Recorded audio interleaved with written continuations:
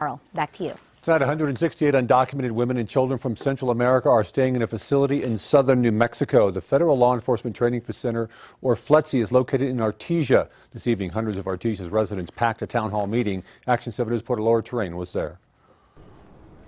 There were a lot of questions. Dozens of people got up to the microphone to ask if their town would become a haven for hundreds of undocumented immigrants from Central America.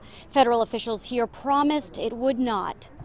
Right now, 168 women and children, many of whom are trying to escape violence in Central America, are living in this federal facility in Artesia.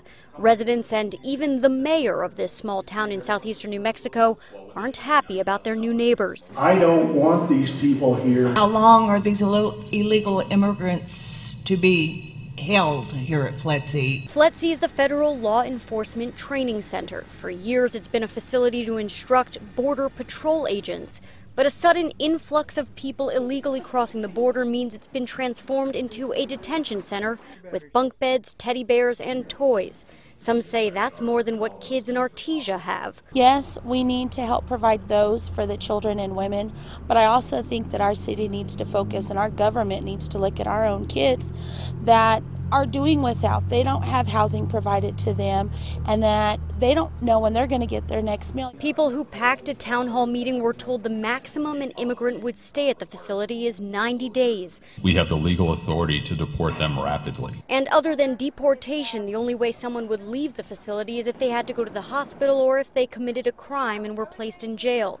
Officials promised residents that if an immigrant walked off, a wanted poster could be printed in just a few hours. Out of everyone who got up to talk, only this man and a few others spoke on behalf of the undocumented women and children. Basically, we got to treat people the way people are meant to be treated. And federal officials said that most of the women and children staying at the facility here in Artesia have family in the Northeast. So if they are granted asylum and can enter the U.S. legally, they wouldn't be staying here in New Mexico. In Artesia, Laura Terrain, KOAT Action 7 News. Tonight, local organizations are asking New Mexicans to help the children from Central America.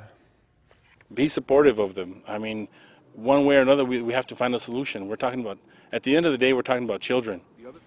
Ariana says Americans need to understand this is a humanitarian crisis. He says in many cases, the women and children crossing the border are just trying to survive. Some Santa Fe police are on special assignment.